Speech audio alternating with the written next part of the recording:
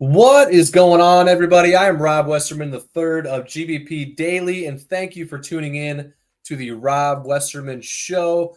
You can find me all over social media at GBP Daily, and if you please could subscribe to the YouTube channel, like the video, throw a comment down in the comment section. It really helps the channel. It is Friday. Happy Friday, October 4th. Hope you guys have had a great week like I have. We are just a couple days out from Packers football over in Los Angeles, taking on the 1-3 Rams. It's shaping out to be quite a favorable matchup for us, and although you cannot take any game lightly, there are a lot of reasons why we should and hopefully will win this game, and very few reasons why we shouldn't, and that is what I am here to talk about with you guys. So let's jump in the chat, see what's going on. And as always, if you want to be a part of the show and ask questions on air, give me a call on the Nicolay Law hotline. The number is on the screen. I will gladly take your call and chat some Packers. Let's dive in, shall we? Dylan's in the chat. Good to see you. The Real Big Rock's in the chat. What's up, Rob, with the Best Packers page on Instagram? Just wanted to say I woke up with a feeling that the Packers will get back on track. You are the man. I appreciate you, man. Thank you for tuning in, and thank you for the compliment. I woke up feeling pretty good as well. Like I said just a couple seconds ago, there's a lot of reasons why we should win this game and very few on why we shouldn't. Hopefully we can get back on track, get to 3-2. I'd love to wake up Monday morning for it to be a victory Monday, sitting at 3-2.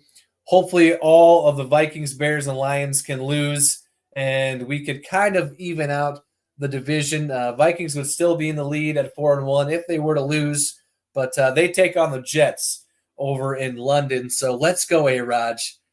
Take out the Vikes for us. I really appreciate it. But Big Rock over on Instagram, I appreciate the compliment, and yes, I'm with you. I woke up feeling pretty good today. Feeling pretty confident about the game this weekend. What else we got? Downaki over on Twitter/X. Does Narvison save himself this week, or do we move on after the weekend? I sure hope he saves himself, Dodd. I really do. I'm still kind of with the team here as far as him being our kicker. He had a rough game last weekend. There's no doubt about that. Missing 2 field goals in somewhat favorable conditions over in Lambeau Field is inexcusable, especially the 37-yarder. We lost by 2 points. Those 2 missed field goals cost us 6, and we also decided to go for it on 4th down in somewhat a field goal range that we did not convert on. So you got to wonder if that has to do with Coach not thinking or not wanting to put Narvison out there to attempt that field goal. But it's definitely impacting the game. So Andy Herman was talking with Mike Wall the other day, asking about what does that do to a team in having an unreliable kicker. And he couldn't relate because he had good kickers during his career. But it does go into the minds of the offensive guys as far as getting towards midfield and then having the pressure to have to get closer or have to score a touchdown, knowing that in the back of your head we might just come out and miss a field goal. I don't know if we're at that point yet as far as worrying that deeply about it, but this weekend's a big test. He's indoors. There's going to be no weather factor. We're on turf, and yeah, he's got to save himself. And if he misses a couple more field goals like he did last weekend, I think the Packers will go shopping and bringing in some guys. They already brought in 2 kickers this past week and tried 2 kickers out. They didn't sign either of them. So, yeah, Narvison it is, at least for another week, and hopefully he can save himself, Dodd. I would much rather have it be that way than the other route. Haley is in the chat. Any concerns with Jordan Love going into Sunday? Great question, Haley. Yesterday's practice was the first time since his injury that he was a full participant. So that's great news. No lingering effects as far as his MCL goes from the game last Sunday. We saw him get hit a few times. We saw him out there hobbling around the field every once in a while, kind of grimacing that leg. But all in all, as Coach LaFleur said himself, he was just sore following that game against the Vikings. And after practicing in a limited fashion to begin the week, he was practicing in full yesterday. So no worries with Jordan going into this weekend. And hopefully he's closer to 100%, and we'll get there maybe by this Sunday, if not next week. And then we can hit the ground running with Jordan. Haley, thank you for the question. Appreciate you tuning in. Hope you have yourself a good Friday. Another reminder, if you got a question you want to be a part of the show, call me on the Nicolay Law hotline. Numbers on the screen. Taking callers right now. Would love to hear your Packers questions and have you be a part of the show. Asher is in the chat. I think I'm the only one still on the Braden Narvison train. Asher, you are not alone, my friend. Matt LaFleur said he has faith and confidence in him even after last weekend's game. And although I'm not sure I expect him to say anything different, at least immediately following the game, which is when he said that, but Xavier McKinney also said just as much at his locker, giving his support for him too. I saw this being brought up by my buddy Ben, the Green Bay guy, talking about the entire process of the field goal unit as a whole. The protection, the snap, the hold. We saw Greg Joseph go 5 for 5 last week with the Giants. A few of those kicks coming from deep. And as we all remember, he didn't do too hot for us in the preseason, which is why we ended up releasing him come cutdowns. But what if there's additional problems within the entire process itself? I can't say that I've seen or noticed anything too major when watching the broadcast, and maybe that's something that I'll have to go back and look at more deeply to see if there is an issue with the snap, the hold, the protection. But I'm with you, Asher. If the team is sticking with him and has faith in him, then so do I. So on the other hand, we've got to remember that he still is just a rookie. And he's only been with the team for a little over a month.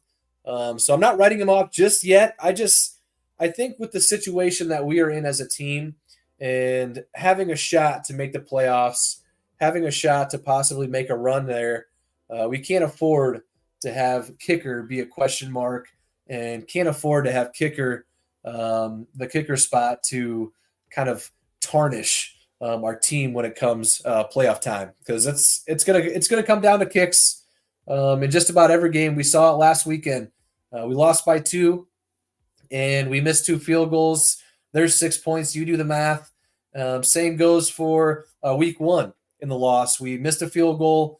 That wasn't the ultimatum, but we also missed on a 2-point conversion, and there's 5 points, and we ended up losing by 5 points. So leaving points on the field, especially from the kicker position within field goals, has definitely hurt us. Thank you, Asher, for hopping in over on Instagram. I appreciate you. Omer coming in strong over on YouTube. Good morning, Rob. Rocking Packers Nation again. Let's go. Let's go, Omer. We are, 2 days away from another Packers football game. This season is just absolutely flying by. We are already through 4 weeks, and so much has already happened. Week 5 underway, in full swing, out in Los Angeles against the 1-3 Rams.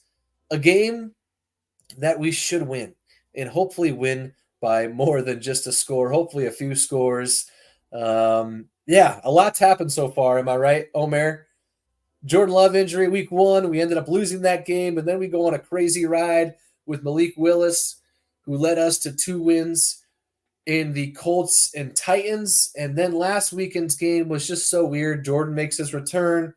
The Vikings jump up 28-0 in the first half, which is crazy. Thankfully, we score a late first half touchdown, receive the kick in the second half, don't do too much with it, but we go on a 29-3 run and cut that game close. Ended up just falling short 31-29. And that was the first game in a while that didn't really upset me too much. Maybe it was because in the first half I had kind of already written it in as a loss and fully expected us to lose, even though we did come back and make a pretty good comeback, at least attempt. But I like where we're at. Jordan's healing up nicely. We do have some other injury concerns with Christian Watson, Devontae Wyatt. We did before yesterday with Jair, Elton Jenkins. Excuse me. But Jair, Elton Jenkins, and I can't remember the third one. Man, it's blanking me. But those guys return to practice, so that's good news. And hopefully Jair can go this weekend. We absolutely need him. Eric Stokes and Keyshawn Nixon, at least in coverage, were not the best last weekend. And hopefully Carrington Valentine can get healthy. I think we need to see more of him over Eric Stokes. Eric Stokes has just hasn't played as great as I was hoping. And I think Carrington Valentine can give us some better snaps at the cornerback position. And hopefully Jair is good to go as well. Omer, appreciate you.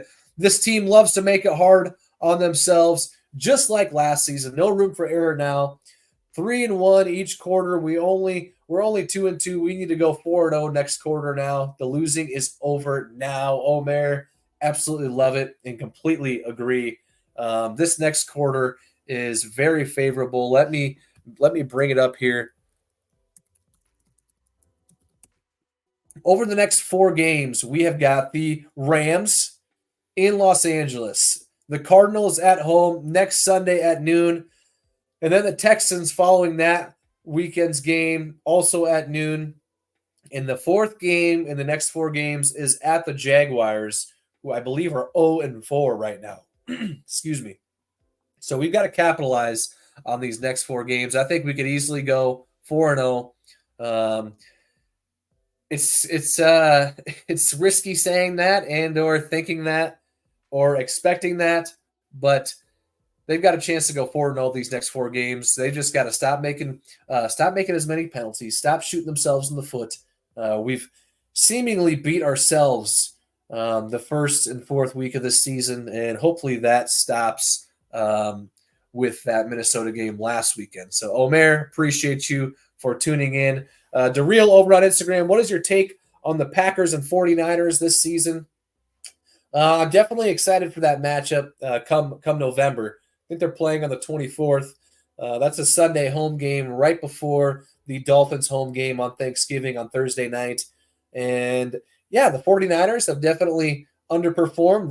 They're super injury riddled. So I don't take their skid as boldly as maybe others do. And once they get healthy, I think they're right back in the conversation as one of the best teams in the NFL. And unfortunately for us, fortunately for them, they probably will be pretty healthy come our game, our matchup. Christian McCaffrey's a big question mark. He apparently has some Achilles tendonitis in both of his Achilles. I know we all know he's been dealing with injuries his entire career. I have no idea what the timeline is as far as that injury goes, but yeah, he has yet to play a game this season. And Mason, who they've got in replacement for him, has done just fine. And we saw him a few weeks ago go off for quite a few touchdowns and over 100 yards rushing. So missing Christian, I don't think is a huge deal, but when you're missing Deebo Samuel, George Kittle's been dealing with an injury, and the other injuries they've been dealing with, they're pretty depleted right now. But come November 24th, when they come to Lambeau, I think they'll be a little bit more healthy. So, DeReal over on Instagram, thank you for the question. I appreciate you tuning in. What else we got? As always, like I've said, you got a question, you want to join the show, give me a call on the Nicolay Law hotline. Join the show. Ask me some Packers questions. Would love to have you be a part of the show. Let's do our Green Bay Packers fact of the day. Let's get it rolling, huh?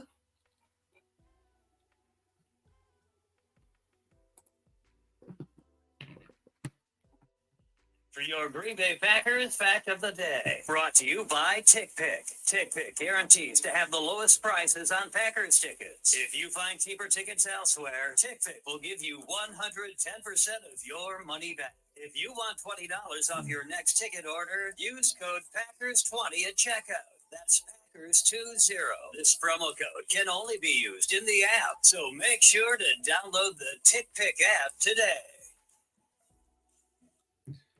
All right, your Green Bay Packers fact of the day is the Packers right now, as it stands, are tied for the NFL lead in interceptions with 8 so far through 4 weeks.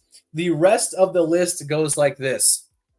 Vikings, who are also tied with us at 8. We tossed them 3 last week, so if we wouldn't have tossed them 3, we would be leading by quite a bit. Next on the list is the Saints with 6. And then the Chicago Bears with 5. And the fourth person on that list is Xavier McKinney with 4. He has more interceptions this year than 80% of NFL teams as a whole, which is crazy. He's been a home run signing, and he's got a chance to become one of our better free agent signings in the team's history. Names that come to mind, Reggie White, obviously, Charles Woodson, Julius Peppers. Those guys were all great. Reggie and Charles helping us lead the team to a Super Bowl victory, one in 97, technically 96, but the Super Bowl took place in 97, as we all know. And then Charles Woodson for Super Bowl 45. Xavier McKinney has a chance to put his name in that list if he keeps playing the way he is. If he keeps playing 80% of what he is right now. I don't expect him to get an interception in every game. I didn't expect him to get a 4th interception in his 4th game. I don't expect him to get a 5th interception in his 5th game. So I'm just going to keep doing that and hope that he proves me wrong. Appreciate TickPick for partnering up with myself. I've used TickPick. I would never promote something that I'm not personally 100% on board with. So download the app, use the code Packers20 for $20 off your next ticket order. Let's hop back in the chat. And as I said, give me a call on the Nicolay Law Hotline, 319-242-2332. You got a Packers question, join the show, and let's chat some Packers on this beautiful Friday morning. Mason, any concern over Christian Watson missing time? It definitely stinks, Mason, that Christian has been struck with so many injuries. He finally just got the hamstring figured out this offseason, going down to Madison, getting some more work done on that, and it seemed like he was 100% healthy, which he said he was heading into the year. Thankfully, he's avoided injured reserve due to his high ankle sprain last Sunday, but without him on the field, that's just one less weapon for our offense. That goes without saying. The deep threat with his speed is missing. And with Romeo Doubs missing practice yesterday due to a personal reason, we're sitting somewhat slim at the wide receiver position. Hopefully, Romeo can get back to practice today. And when Coach LaFleur was asked about him yesterday post-practice, he was non-committal on when exactly he'd be back. So whatever Romeo is dealing with personally, I wish him my best. To your question, I wouldn't say I'm concerned about him missing time because we do have a deep wide receiver room, especially if Romeo does indeed play Sunday. I think Wicks will continue to step up, and if for some reason Romeo can't go this weekend, then Luke Musgrave and Tucker Kraft are going to have to step up big time in the passing game, which I 100% wholeheartedly think they will. Omer, the concern is Devontae Wyatt missing time, been our best pass rusher all season, leading the team in pressures and leading in sacks too, I believe, if I remember correctly. Yeah, we saw him post-game last weekend in the locker room with crutches and a boot on his foot, so that's never good. I know Jeff Hafley was talking about Devontae Wyatt yesterday, saying they're doing everything they can to pretty much avoid putting him on IR, so hopefully they can avoid it being a longer-term injury. Something we'll have to monitor this next week or two. There's no shot he's going this weekend. So yeah, Devontae Wyatt missing time is a big hit, but especially with their two starting guards over there in Los Angeles not playing this weekend. Big time, a big game for Kenny coming up this weekend. I will predict. What else we got? Jalen. There's going to be a lot of Packers fans in attendance this weekend, including myself. Jalen, I'm so glad to hear that. I've been hearing the same exact thing. As far as this is going to be a pretty even crowd between the Rams and Packers fans. We all know we show up to every away game, but SoFi is known for hosting quite a few of the away team's crowd. So I think this game will probably be more Packers fans than Rams fans. I hope you enjoyed the game, Jalen. We're going to need a pretty loud crowd to get this one rolling. Feed Josh Jacobs early, force some turnovers against their depleted offense, whether that's interceptions or getting some pressure up the middle against Matthew Stafford. They've, like I just said, are missing their two starting guards. So Kenny Clark, let's get in there and cause some havoc. All right, guys, that is going to do it for me today as far as the show goes. But the content, as I say, never stops. I'm always posting anything and everything Packers related all day long. So be sure to follow me at GBP Daily. And if you are not already, it would mean a ton if you could subscribe to my YouTube channel at GBP Daily as well. I will be back and at it again over the weekend. So I look forward to seeing you then. And until then, I will catch you guys later. Thank you.